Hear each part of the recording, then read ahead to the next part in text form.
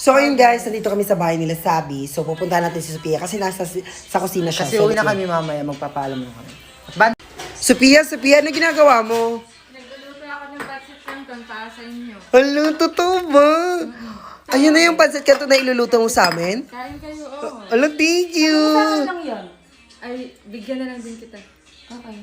Hala, thank you. Day, may juice kayo, Day? Oo, wait lang ito. Sige, Day.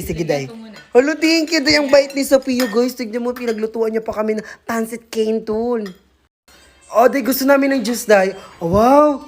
Ang dami. Gusto namin, Day, royal. Ayan, Day. Sige, Day. Thank you, Day. Tulong bait. Gusto niyo ba na pagkain? Yes, Day. Gusto namin pagkain, Day.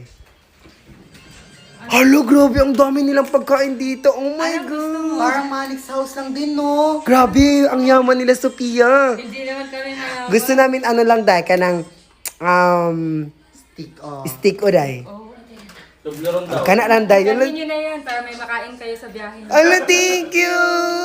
Buboy din. So, ayun guys, kakain na kami. Ayun, nilagyan pa kami ni Sophia ng pancit canton sa, sa yahong. Maging Ayun, ang mabait bait. na lang kayo, ha? Oo, thank you, Day. Ang bait ni Sophia. Para akala ko maldita siya. Tignan nyo. Pinaglutuan kami bago kami umalis. Dapat may laman yung tiyan. Sila din, guys, akala namin maldita sila, pero mabait pala sila, guys. Wala dito si Sabi kasi may sakit si Sabi. Nagpapahinga. Ayun, thank you, Day, sa paluto mo, Day. Kaya, guys, follow and subscribe na YouTube channel. Okay na natin magbalik. Okay na, kao na ka.